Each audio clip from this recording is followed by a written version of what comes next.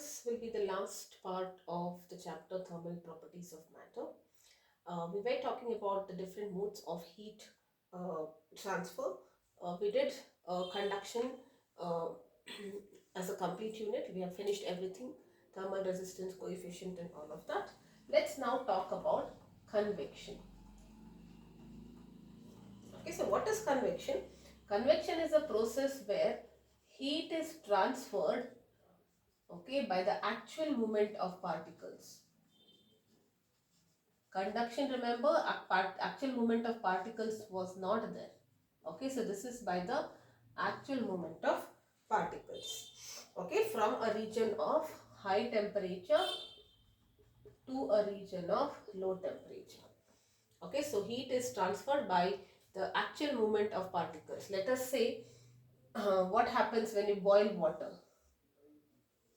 Okay, so you have water here and then you start heating water, correct? So the particles here, they kind of get uh, heated fast and they become less denser. Why? Because volume increases, because they're getting energy, they kind of expand, volume increases, density decreases, and they kind of move here, and the more denser cold particles come down, and this continues till all the particles are heated. Okay, so this, there is actual movement of particles, right? This, how is heat getting transferred? Actual movement of particles is happening there. Right? So that's why it is called as convection. We see this in the case of liquids and gases. Now there are two kinds of convection. One is what we call as natural convection, and next there is something also called as forced convection. Okay. Now natural convections, this whatever I have just now explained is an example for natural convection. You have a fluid, when it is heated, the molecules below are becoming hot, they slightly expand, and because of which the density becomes lesser, and because they are less dense, they kind of move in the upward direction, and that space will be occupied by the cold, more dense particles, and they again absorb heat and they move up, and this cycle is repeated. This is something which is happening on its own. That's why it is called as natural convection. Also, there is something called as forced convection. So what is this forced convection? In this, the material is forced to move by a pump. Okay, forced to move by a pump. Alright, or by some other physical means. It cannot move on its own. The material has to be forced to be moved by a pump. Like for example, in our human body, how do you think heat transfer is happening? Heat transfer in the human body is basically the forced convection of blood, okay, with the heart acting like your pump. So you know, heart kind of creates that signal, and there is a pump, it kind of contracts, which it's nothing but we call it as a pump. The contraction of heart in the ventricles makes the blood flow into the blood vessels, correct? So this is nothing but forced convection, because of which heat is transferred, correct? So it is not something which is happening on its own, correct? Because there is no heat as such, right? Because the heart is doing that contractions, blood is flowing, and since the blood is flowing, that's how heat is transferred. Alright, so that is what we call as forced convections. There will be a pump here. Now, whatever we see in our day-to-day life, there is something in geography which you might have studied, that about land breeze and sea breeze. Let's try to apply convection and see what it means. Okay, now you know water has got more specific heat. Specific heat capacity of water is 4200, which means that it gets hot slowly and gets cooled also slowly. All right. Uh, so that is what it means, right? It requires lot of heat. What is the meaning of specific heat? Joule per kg per Kelvin. So for 1 degree rise and for unit mass, if you need more heat, right? That means it is getting heated up slowly, and it is getting cooled slowly. So now let us talk about daytime. Now in daytime what happens? Let us say this is your sea. Okay, this is your sea here and this is your land here. So daytime land gets heated up faster, right? So this is getting heated up faster, and what will happen during the daytime, because the air, this portion is getting heated faster, the air molecules here will be lighter, they are more denser, so they kind of move up, correct? And when they move up and go, because there is a empty space created, right? So wind from the sea blows to the land, and this is what we call as sea breeze. So during the day there is sea breeze, wind is blowing from the sea. And what happens during the night, let us see. Okay, so you have the same sea and there is land. Okay, now land will get cooled very fast. Compared to that, sea is hotter, correct? So sea is hotter now, and the air or whatever, the air particles, they become light, they less denser and they rise. And to compensate that, air will, or to fill that vacuum, air will blow from the land to the sea, and this is what we call as the land breeze. So daytime it is sea breeze, and night time it will be the land breeze. Alright, so this is because of convection. I hope you get this. Another aspect or another example for convection is the concept of trade winds. Okay, so let me tell you what is a trade wind and how exactly do you visualize this. Okay, now if you talk about Earth, this is the surface of Earth, and here you have the equator, and here you have the poles. Alright, okay, now we have something called as trade winds, which is the wind blowing from the northeast to the equator. You see, northeast, this part, okay, there is a wind blowing. Now we have to give an explanation about why this wind is blowing from northeast to the equator. Alright, so let's see. Now, equator receives more sun, right, because the area is more. So this is receiving more amount of sun, and this is receiving a less amount of sun, correct? So the air particles here, they kind of rise upwards, and the cool wind from the poles, they actually descend to the equator, correct? So from the equator, okay, the hot air, why it is hot at the equator? Because there's more surface area, heat is directly falling there. This has a curvature, right? So hot air will rise, and from poles cold air will blow towards the equator. Okay, so this is my cold air. If we had stopped the motion of the earth, let us say earth was not rotating, then these winds have been in this direction. Okay, so if it was no rotation, it would have been from poles to the equator. But earth rotates, there is rotation also, right? So when the rotation is there, there is relative motion now, correct? The rotation of the earth now kind of modifies this direction of the convection current. Because of this, air which is closer to the equator has an eastward speed. Now typically it should have come like this. Let us say this is, earth spins in the direction from east to west, right? So because of that spin, the direction of the wind is also changed, and you get this wind in this direction. It is the same wind. Okay, if you consider the rotation aspect, if you freeze the earth for a while, then you could see that the winds are in the vertical direction. But if you consider the rotation of the earth, right, so the direction of the wind which is flowing from the poles, they also change, and they appear to have come from the north side. Okay, so northeast side, and this is what we call as the trade wind. Okay, yes, eastward, the speed of this is a very high speed wind, 1600 kilometer per hour is the speed of the wind, and the degree is around 30 degree north. At this angle, it will be, we will receive that at the equator. This is what we call as the trade wind. Alright, that's about convection. The last topic, convection is seen in liquids and gases or fluids. Conduction is seen in solids. Now let's talk about the third mode of heat transfer, That is what we call as radiation. Alright. Now radiation is the process where there is heat transfer, okay, without the requirement of any medium. There is no requirement of any medium, like how we receive the energy of the sun through radiation. Okay, so directly without any medium there is direct transfer. See, either you need solid, liquid or gases in the case of conduction and convection, but here you do not require any medium. Okay, so that is what we call as radiation. Now there are a couple of terms here. There is something called as thermal radiation or infrared radiation.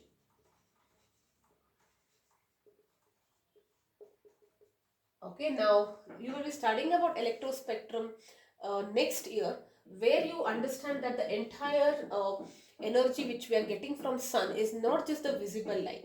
It also has got different region like X-rays, gamma rays, radio waves, microwaves and all of that. Okay, so whatever we can see, the white light is what we call as visible light. Uh, Below that, the frequency lesser than the visible light is what we call as infrared or thermal region. Okay. Now, what does this thermal radiation means? The energy emitted by a body. Okay. The energy emitted by a body because of its temperature. Because of its temperature is what we call as thermal radiation. Like if you have any hot object, or in general, even now hot, now it again means like what is the meaning of hot? Something above room temperature. That means at room temperature no radiations, right? So anyways, so because of its temperature there is this, it emits radiation, and that radiation is what we call as thermal radiation. Infrared, we cannot see them. All right. Now, just as light is an electromagnetic wave can pass through vacuum, even the thermal radiation does not require any medium. They are also a part of electromagnetic spectrum. That means they can also pass through vacuum. Now let us say this thermal radiation is incident on some object. Okay, so this is some object. What happens? A part of it may be reflected partly. Okay, part of it may be reflected and part of it may be absorbed. And this depends on the color, correct? So if you say this object was black in color, okay, so most of the thermal radiation is absorbed. And if you say it was white in color, most of the radiation would have been reflected. Okay, so that's a reason why we wear dark colored clothes, black colored clothes in summer, and we wear light colored clothes in dark colored clothes in winter, and we prefer wearing light shades on cotton clothes in summer. Why? Because whenever the sun rays, most of it is reflected. It is not getting inside our body, correct? Whereas black, it comes in and everything is absorbed. So that's the reason we feel better, hotter during winter, correct? Now there is something called as black body radiation. What is the meaning of a black body? Let's understand. First, black body. Okay, black body is a body which absorbs all radiations. Now there is a confusion that an object which is black in color, can it be a black body? Please remember that if an object is just painted black, I told you it will absorb all colors only the visible spectrum. Okay, but I have told you electromagnetic spectrum is consisting of so many other other parts like visible, infrared, microwaves, radio waves, X-rays, gamma rays, ultraviolet and all that. If the object is just colored black, it will only absorb the visible light spectrum. It will not absorb any, it may not absorb. Okay, so this is basically a property of a material rather than color. Color is something to do only with the absorption of the visible spectrum. Okay, so you have studied this last year, why an object appears black in color. First of all, because whatever light is falling on it, it absorbs everything, correct? Now black body on the other hand is an object which absorbs all radiation, not just the visible light, thermal, infrared, microwaves, radio waves, X-rays and everything. Alright, so it absorbs all radiation which is incident on it. And when you heat this black body, it will give out all the radiations.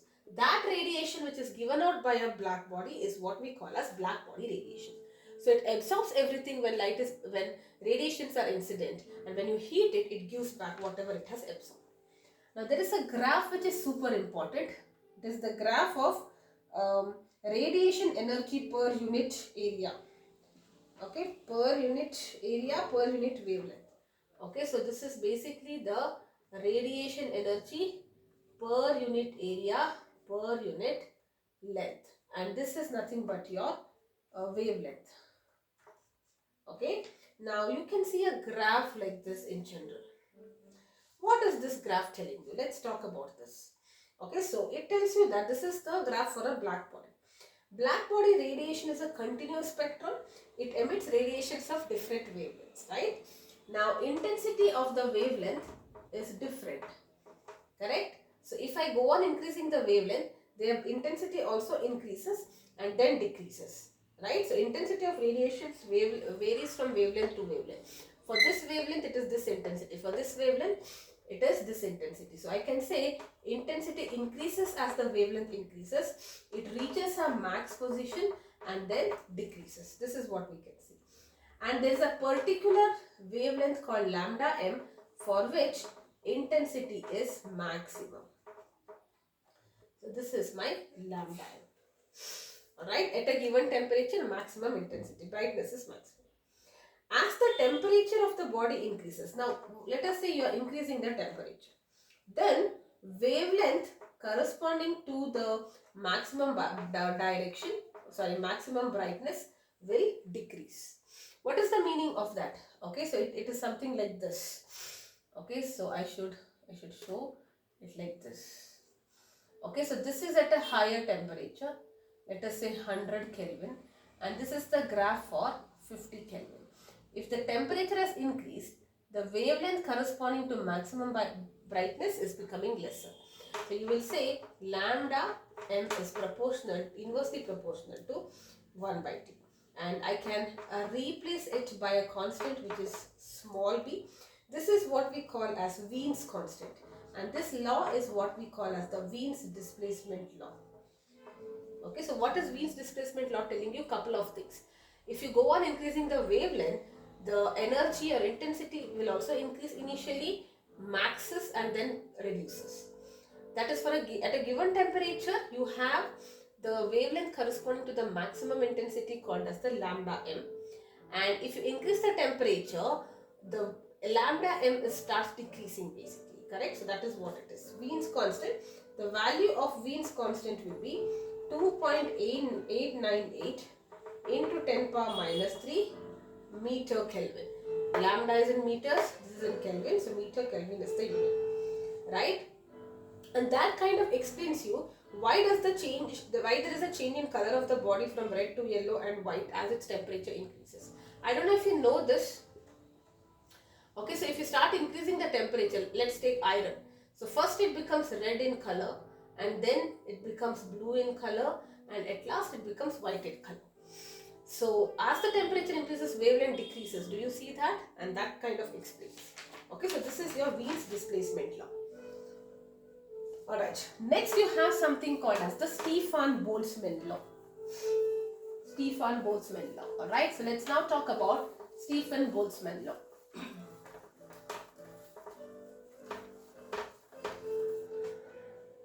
Stefan-Boltzmann law.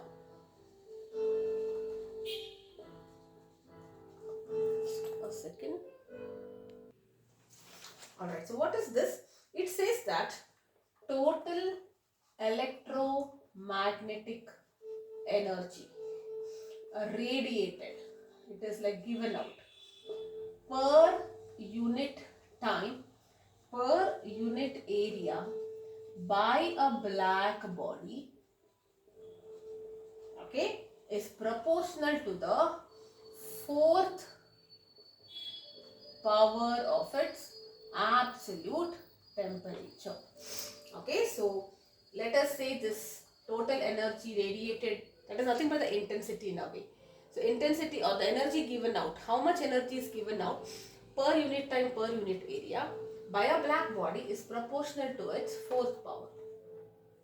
So if the temperature is more, that means it is giving out more and more energy. Makes sense, right? And if I replace it with the proportionality constant by an equality sign, you will introduce this constant sigma. This is a universal constant which is called as Stephen-Boltzmann constant. Okay, and what is its value?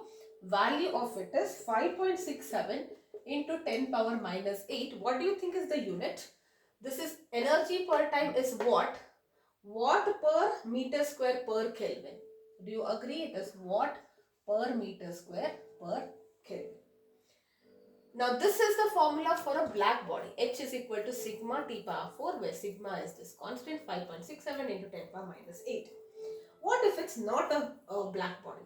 For any other object other than black body, this will be H is equal to, now sigma T power 4 is the same. You will add E and A. Alright, so what is this E? A is the cross-sectional area. E is the emissivity. Emissivity of the surface. A is the cross-sectional area.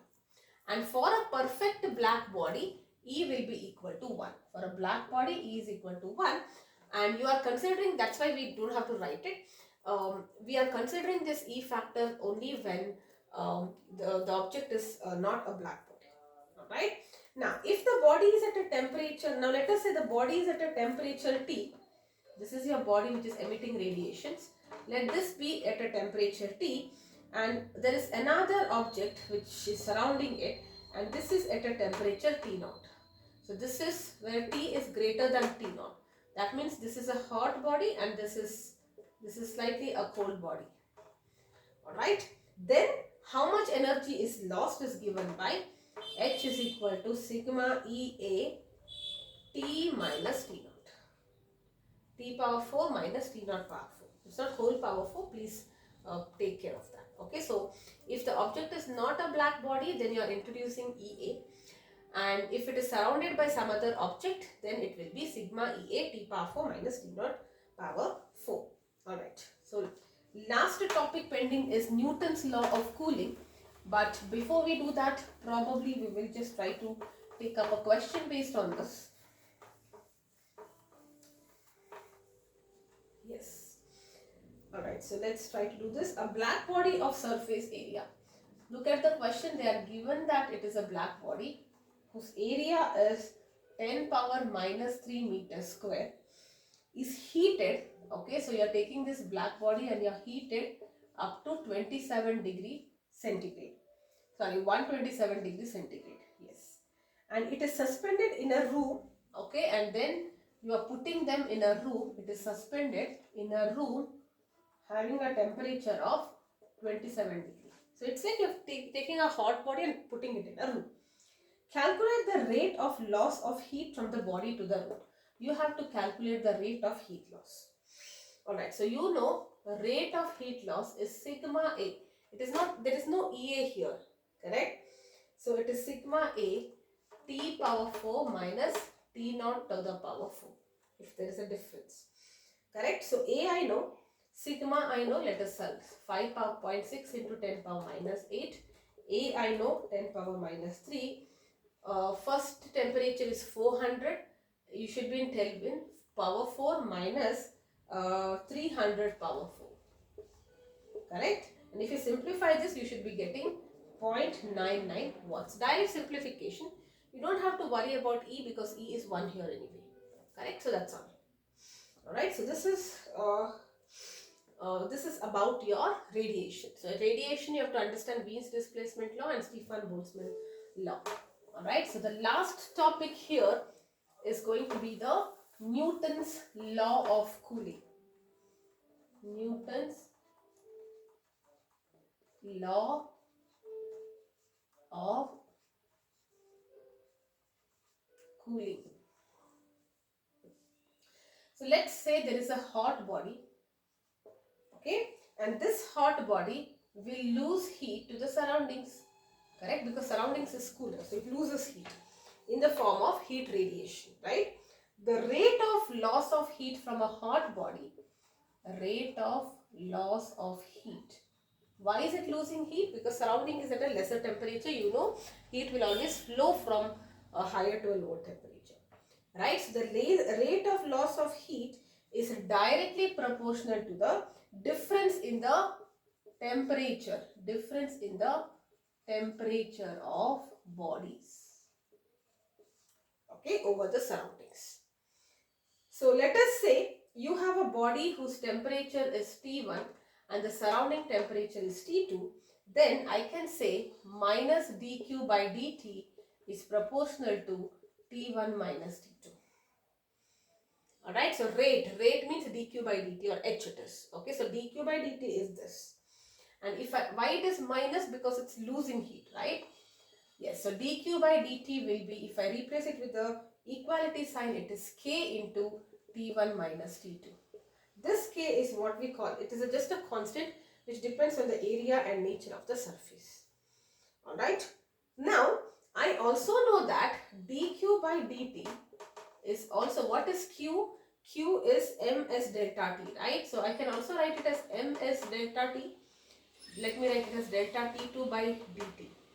What is the meaning of this? Let us say the surrounding temperature is slightly falling by a small amount in this much time. Let us say this was 100, now suddenly it has become 102 or something. Sorry, 98. So there is a fall, right? And it would have taken certain amount of time. So if the temperature of the body, wait one second. T2 is my temperature of the body, right? It should be T2 minus T1 then. Yeah, so I'm just writing this because you can use either ways. My logic was still fine, but we are going to set the same conventions as in your textbook. Okay, so this is T1. Okay, now if you have the body is giving out heat, let us say the body's temperature is falling down a bit by a small amount, that is dT1. Alright, so now if you solve this equation, you will have minus ms, this is minus, right? So minus ms d2 is, what is this? dq by dt is k minus k into t2 minus t1 is ms dt1 by dt, correct? Or you can write dt1, 1 minute, kt2, right? So k, let me try to bring all the constants together. So let me write minus k, bring ms here, ms, and dt, correct? Ms, dt will come here, will be equal to dt1 divided by t2 minus t1. This is what you will get. So it should be d2 here, right? Sorry, yeah. The hot body, right? So d2 here, yeah. Okay, so don't confuse, it's just that whoever is losing heat we are considering, right? The hot body. Okay, so this is what you get. Now if you integrate this, what will you get? This is a constant, right? So can I write, what will be the integration of this? Log of T2 minus T1 will be minus Kt plus C. What is this K here? This is nothing but this part, K by Ms. This is capital T, okay? Small t by Ms, constant. Correct? Now if you compare it with this equation, y is equal to mx plus c, correct? We understand that this is a straight line. What graph? If you plot the graph of log of t2 minus t1, y, mx versus time, okay? So this will be the slope, negative slope, minus k is the slope, and whatever is the constant, that is the y-intercept. Alright, so this is the Newton's law of cooling. It basically tells you there is a hot body, what is the rate of its cooling? It's proportional to the difference. If the difference is more, it gets cooled faster and faster. That's what logically also you know. Correct? Now, there is a small experiment. Maybe we can do that one sum and we are done.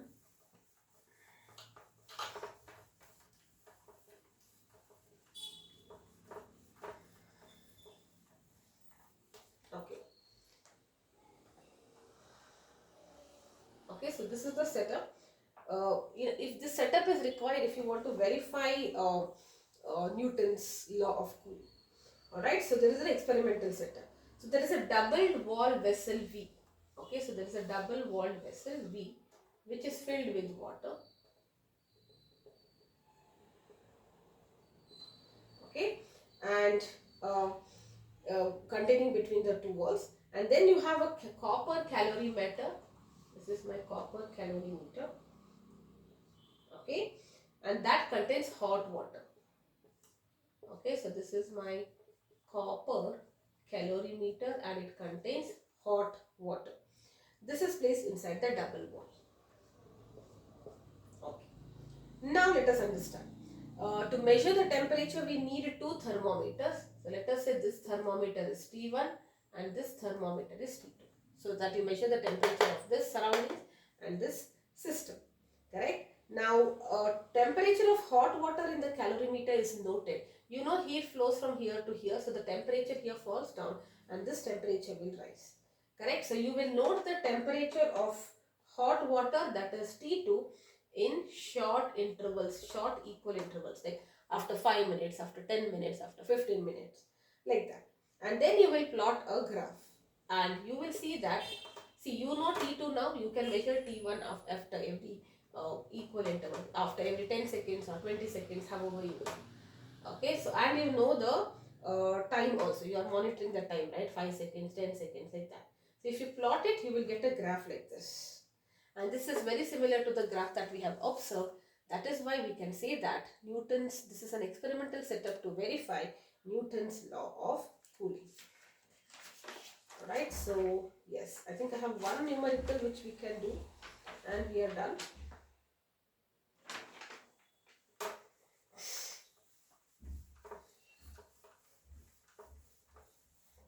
Yes, a pan filled with hot food. So there is a pan which is filled with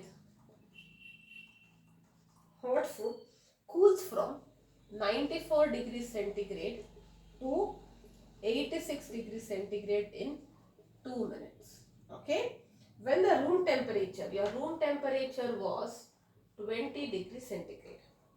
How long will it take? You have to calculate the time it takes to cool from 71 to 69. Alright, so if you use Newton's law of cooling, you have dt by dt is equal to minus k of T minus T naught, whichever you want, right? This is what you have. Now what is this T here? T here is initial plus final by 2, right? T is initial plus final by 2. This is from Newton's law of cooling, right?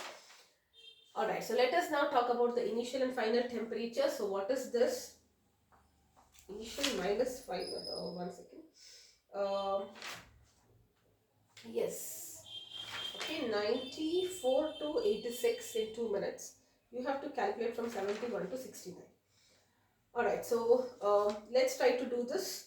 So you had 94 minus 86.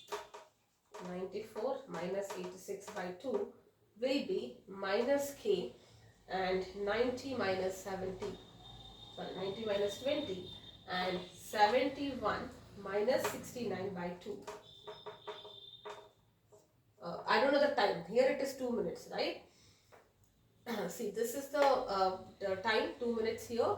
I don't know the time here. Okay, and this will be equal to minus k, 70 minus 20. Correct? So, if I just solve this for t, because I can just divide and solve for t, you should be getting 0.78 minutes, which is 42 seconds. Alright, so that is it about Newton's law. Now the last small topic is going to be about greenhouse effect. So what is this greenhouse effect? You know the Earth's surface is a source of thermal radiation like infrared radiation. There is a large portion of this radiation which is absorbed by greenhouse gases like carbon dioxide, methane and all of that. Correct? Now what happens, these gases, instead of escaping out to the atmosphere, they are reabsorbed by this gaseous layer. This heats up the atmosphere, which gives more energy to the earth, resulting in the overall increase in temperature. That is what we call as the greenhouse effect. Without the greenhouse effect, the temperature of earth would have been minus 18 degrees centigrade. Correct? So, greenhouse effect is beneficial. So, basically whatever heat is coming from the sun, it will not go out as it is. It will go out, and the atmosphere which contains carbon dioxide, they will absorb it back. They will not allow it to go. So the temperature is maintained. Now, nowadays there is more carbon dioxide than the required amount. So there is more heat which is absorbed back to the Earth's surface, and that has resulted in global warming. So greenhouse effect is something desirable, but if the gases which are there in this greenhouse, which are responsible for causing this greenhouse effect, if the number of gases, the quantity becomes more, then there is more absorption, and that results to global warming. Okay, so that's it. That's about greenhouse effect. Nothing else to be mentioning here. This chapter is complete.